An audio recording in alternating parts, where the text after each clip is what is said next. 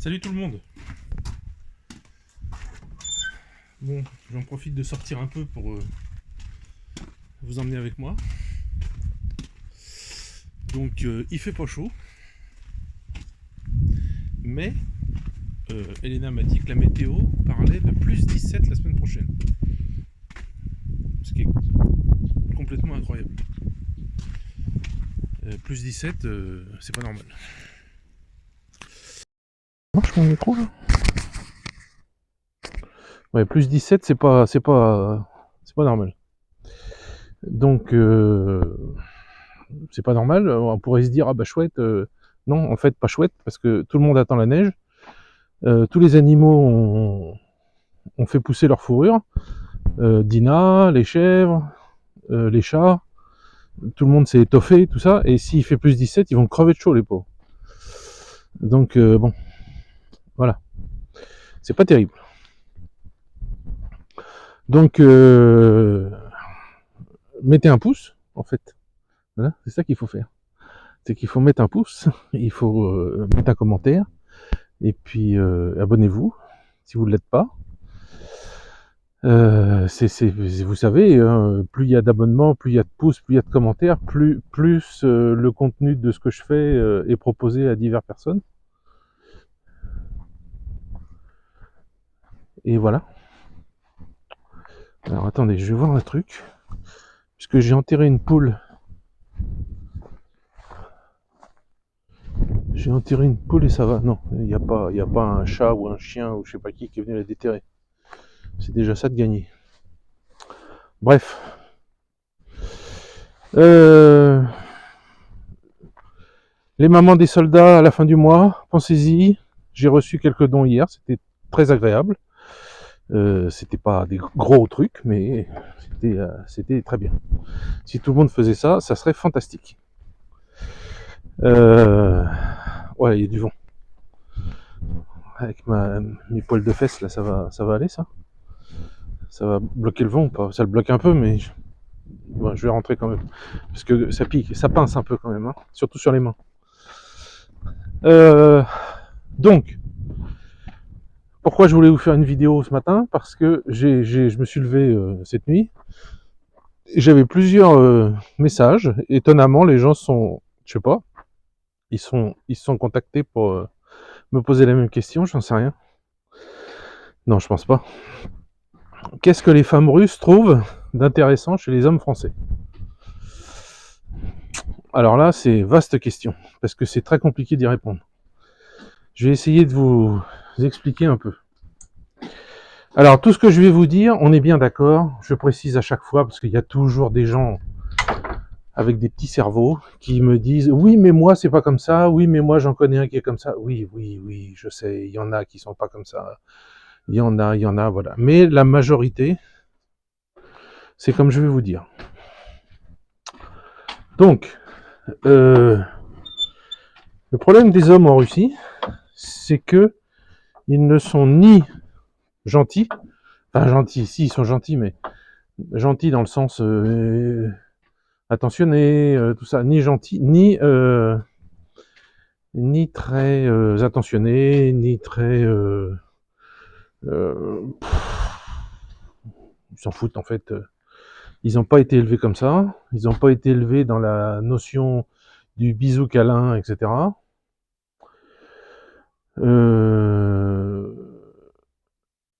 Et il faut aussi mettre en perspective que s'ils sont comme ça, il y a des raisons. Et une des raisons, c'est que quand une femme russe a un enfant, elle ne s'occupe plus du tout de son mari. Voilà.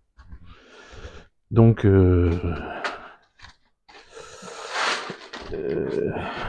c'est un problème. Et je le vois ça chez les amis, bon, et je vois l'inverse aussi, hein, attention, hein. Pour être honnête, il y a aussi l'inverse, il y a aussi des femmes qui ont des enfants, comme ma belle-fille par exemple, et avec son mari, elle est très bien.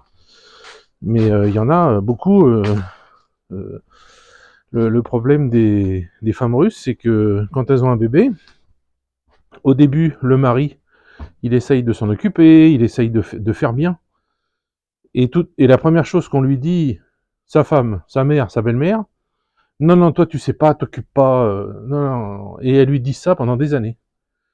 Et au bout d'un moment, lui, qu'est-ce qu'il fait? Bah, il part avec ses copains le week-end, il va picoler, il va à la chasse, il va à la pêche, il se barre, il en a marre d'entendre tout ça. Et quand l'enfant il a 7-8 ans, vous avez les femmes russes qui se mettent à devenir hystériques parce que parce qu'elles elles disent à tout va que leur mari ne s'occupe pas de son enfant. Bah, évidemment. Donc c'est un gros problème ça. C'est un gros problème de comportement, je trouve. Et ça apporte le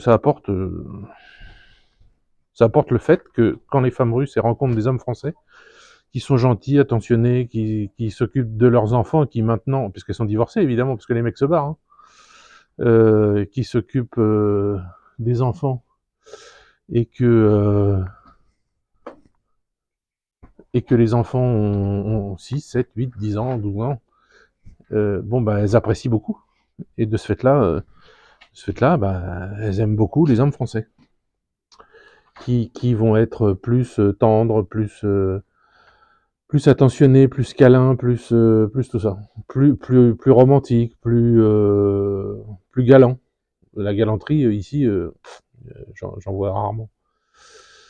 Mais plus galant, vous voyez?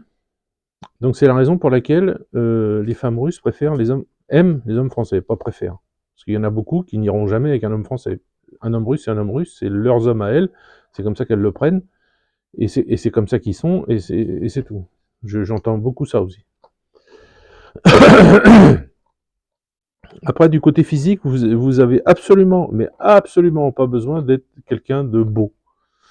Parce que régulièrement, quand je vais à Kazan par exemple, ou je connais des gens comme ça, le type ressemble à Einstein, il est petit, il est moche, il a pas de cheveux, hirsute, il transpire, il a des dents jaunes, moches, une sur deux, enfin j'exagère un peu là, mais voilà un peu le genre, Einstein quoi, mais en pas beau. Et à son bras, il est marié avec une top modèle mannequin d'1 m 80, super belle. Enfin bon, vous voyez le truc quoi. Et ça, c'est pas rare. Et pourquoi? Parce qu'elles admirent pas le physique chez les hommes, elles admirent l'intelligence. Un homme qui va leur dire des poésies, un homme qui va leur dire qui va connaître les grands auteurs, qui va tout, etc., etc. Pour elles, c'est beaucoup plus important que le physique de quelqu'un. Et c'est pas bête en fait. Hein. Je veux dire, des fois, je vois des mecs énormes, par maladie, je sais pas, ils sont énormes, ils font 250 kilos, et à leurs bras, une belle nana. Il y a Joséphine qui se demande ce que je fais. Elle tourne la tête, elle essaye de me voir par en dessous. Jojo, non, ça y est, c'est fini.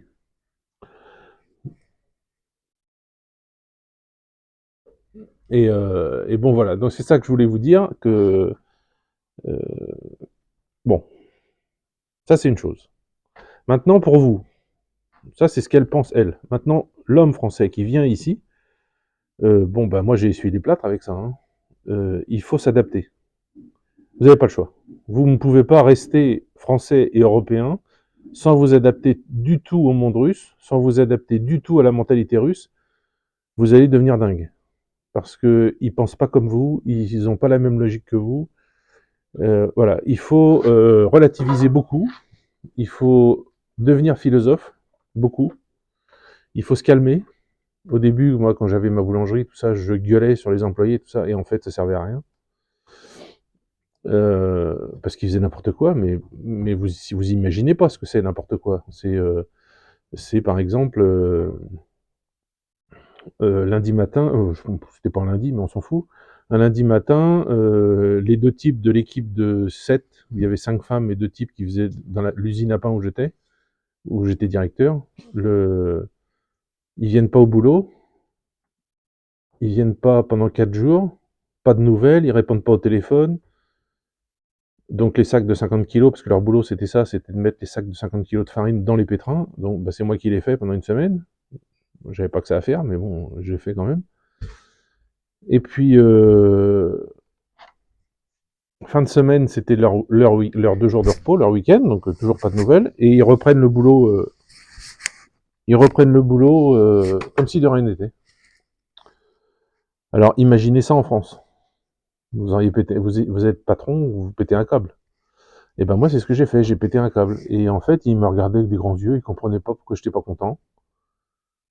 Et en fait, Elena m'a expliqué après, parce qu'elle leur a demandé où ils étaient, et ils ont dit, ben, on a été, alors c'était l'été, hein, on a été à la pêche, je sais pas où, au bord de la rivière, machin, et puis c'était tellement bien, c'était tellement génial, on a mis la tente, et puis on est resté une semaine. Voilà. Mais sans penser même à appeler au travail, sans penser à... Y a rien à foutre. Et le pire de tout, c'est qu'à la fin du mois, ils ont reçu leur salaire moins une semaine. Et Joséphine, qu'est-ce que tu fais? Elle a foutu toute sa bouffe par terre. Bon, bref. Euh, Ils sont revenus au travail, donc on les a... Enfin, non, non, non, oui, ils sont revenus au travail. Bon, j'étais pas content. Elena leur a expliqué que ça se faisait pas ce genre de choses, etc. Et puis, quand ils ont reçu leur salaire, ils avaient une semaine de moins, et ben ils sont venus dans mon bureau pour gueuler. Ils comprenaient pas pourquoi ils avaient moins que d'habitude, pourquoi ils avaient moins de salaire. J'ai dit, vous plaisantez ou quoi? Et ben ils comprenaient pas. Ils comprenaient pas que j'avais payé une semaine de moins parce qu'ils étaient pas venus pendant une semaine. Bon voilà, mais ça c'est ça. Bon, si vous êtes à Moscou, Saint-Pétersbourg, à la rigueur, comme là-bas les gens, c'est l'équivalent des Parisiens quoi. Bon, la situation ils vont la comprendre. Par contre, de mon côté où j'étais à la campagne, etc., où vous pouvez pas les virer en plus parce que vous les payez tellement peu et dans des villages inaccessibles presque. C'est-à-dire que moi, par rapport à Kazan, j'étais de l'autre côté de la Volga, donc il fallait prendre le bateau pour aller à Kazan. Donc c'était un village presque isolé, quoi, alors que j'étais à 3-4 km de Kazan. Mais il fallait 55 minutes en faisant tout le tour par le pont pour aller en ville. Et c'était les 2 hommes du village, presque, en exagérant un peu. Les autres, c'était la sécurité, puis les autres, c'était les autres équipes. Donc en fait, je pouvais pas les virer, quoi. Voilà. Donc ils ont eu une semaine de moins de salaire. Mais voilà, c'est pour vous expliquer un peu la mentalité. Donc, quand vous venez en Russie, il faut vous adapter. Voilà. Moi, je conseille à toute personne qui vient vivre ici, si elle veut s'intégrer à la vie en Russie, si elle veut s'intégrer vraiment, même si vous vous mariez, même si tout ce que vous voulez vous intégrer par rapport à la mentalité russe, hein, que je connais maintenant bien, parce que ça fait 10 ans, plus de 10 ans que je suis là. Non, 10 ans. Ah non, plus de 10 ans. 12 ans. Euh, Moi, je conseillerais de devenir orthodoxe. Après, vous faites ce que vous voulez. De devenir orthodoxe ou de vous convertir à l'orthodoxie. Alors, c'est beaucoup plus simple parce que vous n'avez pas besoin de vous faire baptiser, etc., puisque les catholiques l'ont déjà été. Euh, ou alors, si vous n'êtes pas catholique, il faut sortir de ce monde d'athéisme qui a détruit la France, en fait. C'est l'athéisme qui a détruit la France. Hein, parce que les gens ne croient plus en rien, les gens deviennent tous égoïstes. Moi d'abord, j'ai droit, voilà. Et non pas des obligations, d'aller à l'église, d'aller, quand on fait quelque chose de mal, d'en parler au prêtre, etc. Alors, me parlez pas de trucs de pédophilie, hein. Ça, c'est des micro-trucs. Il y a eu quelques prêtres qui ont fait ça, oui, oui d'accord. Mais il y a eu des profs aussi, il y a eu des maires, hein. Donc, me parlez pas de ça. Moi, je vous parle d'une généralité, une fois de plus, où les prêtres, ben, c'est mieux que des psychologues, souvent, quand vous allez en confession. Donc, en fait, ça, c'est un biais, l'orthodoxie, sans être à fond dedans, hein. Moi, je suis pas, j'y vais de temps en temps. Quand il y a une église et que je passe à côté, ben, je rentre dedans, j'achète des cierges, je vais prier 3 minutes et puis je ressors. Je veux dire, c'est pas plus que ça. Elena, elle, si elle va un dimanche matin à la messe, c'est 3 heures debout à écouter le prêtre. Et quand c'est l'hiver, c'est surchauffé, vous êtes avec votre gros manteau, votre bonnet, vous crevez de chaud, vous transpirez là-dedans, j'aime pas ça. Donc moi je sors toutes les 3 minutes, enfin pas 3 minutes, mais toutes les 10 minutes je sors quoi, parce que il fait trop chaud là-dedans. Bah c'est un calvaire volontaire en fait. Bon, moi je vois pas la religion comme ça. Croire en Dieu d'accord, mais bon, chacun fait ce qu'il veut en fait. Après, Chacun s'oblige ou s'oblige pas à faire des choses, à pas les faire. Bon. Mais toujours est-il qu'une fois que vous êtes orthodoxe, les gens le savent, et vous êtes vu complètement autrement. C'est-à-dire quand vous ne l'êtes pas, vous êtes vu normalement. Bah, le français, il est gentil, machin, tout ça, tout ça.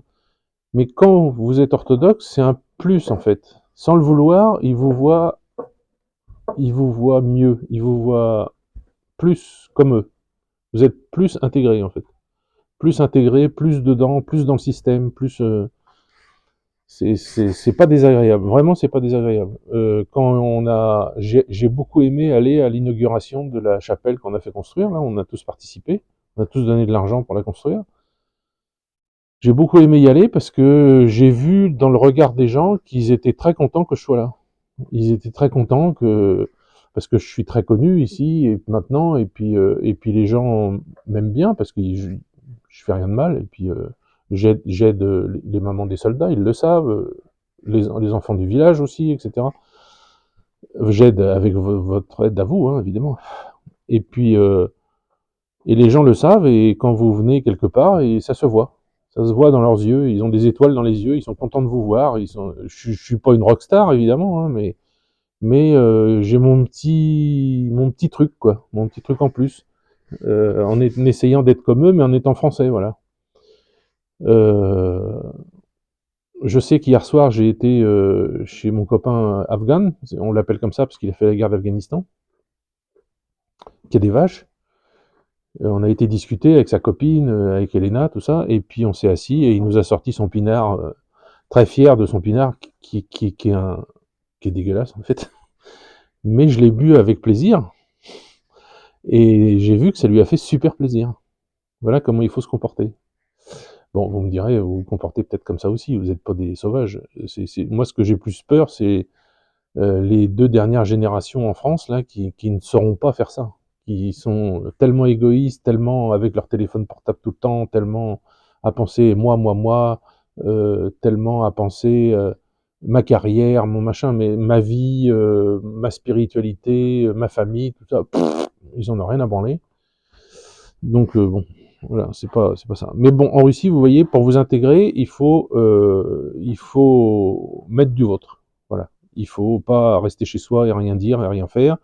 Moi, j'ai toujours conseillé aux gens qui venaient et qui me demandaient, quand vous arrivez en Russie, euh, vous arrivez, vous achetez un appartement, vous achetez une maison, peu importe, vous préparez quelque chose, peu importe. Si c'est une maison, par exemple, vous préparez une tarte.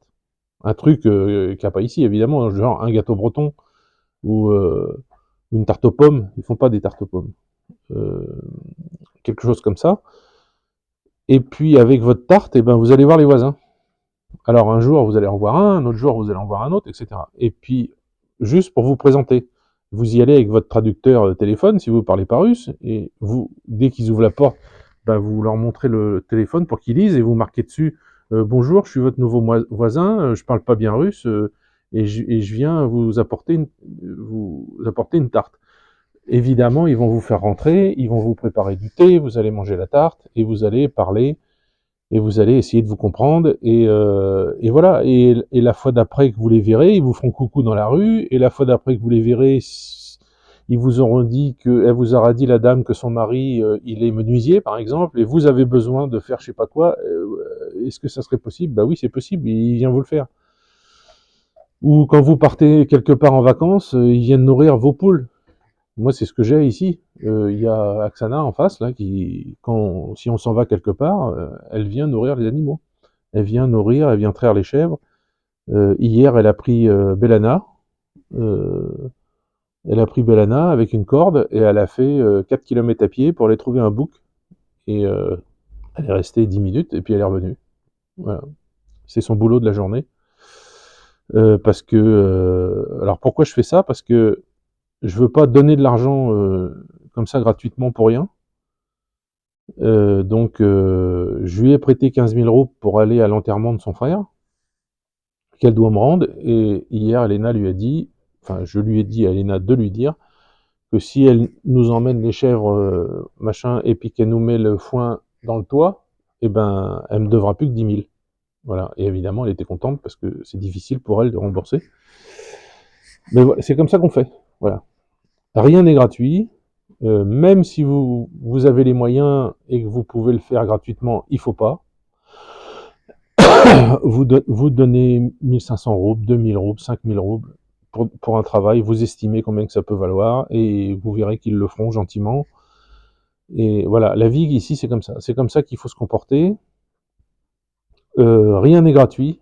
Toujours, c'est sauf si vraiment ça devient des amis, mais sinon c'est payant. Il faut payer les gens pour faire quelque chose, pour leur demander quelque chose. Pour Aksana, là, par exemple, qui vient nourrir les animaux, je lui donne, je sais plus moi, pour 4-5 jours, qu'elle vient donner à manger aux animaux, je lui donne 1000 roubles.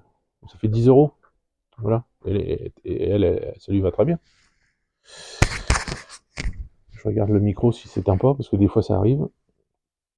Bon bref, donc c'est comme ça qu'ils font se comporter en Russie.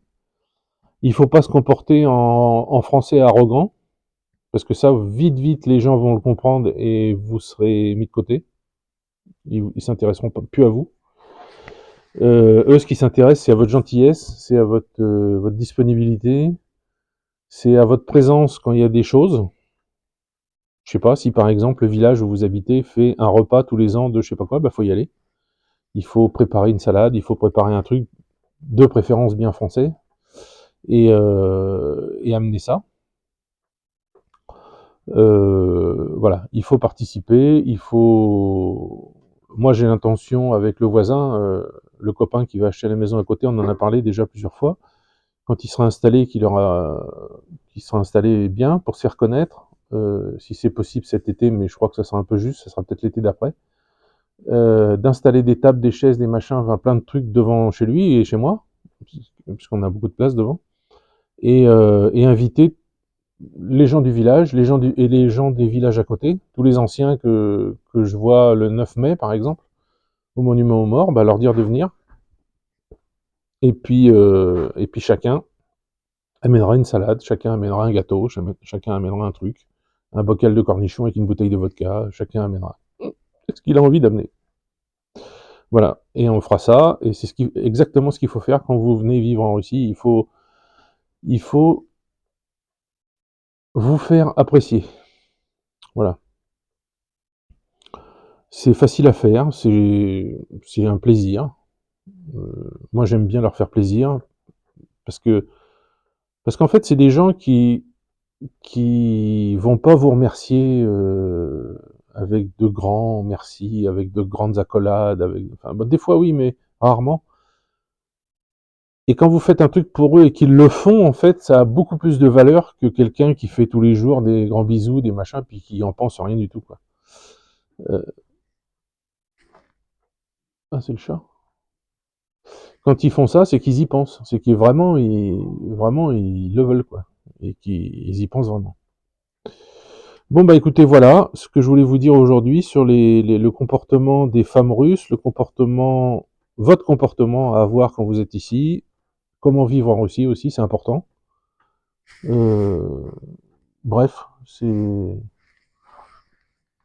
un truc qu'il faut penser. Qu'est-ce que c'est que ce Beans? Ah non, c'est bon. J'ai une lumière qui marche plus. Là, le néon, là. Le néon qui est là, il marche plus. Je sais pas ce qu'ils m'ont fait. Quand ils ont bougé le toit, ils ont fait quelque chose. Je sais pas.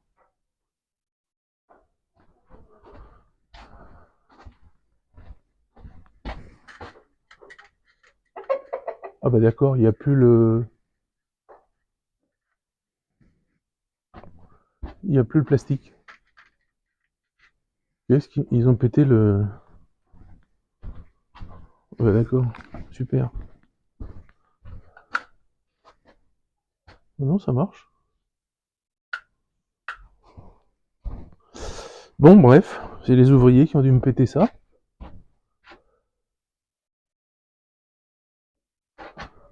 Ils ont rien dit, évidemment. Bon, bref, faut que je leur montre ça. Bon, bah allez, je vous laisse. Et puis, je vous dis à la prochaine.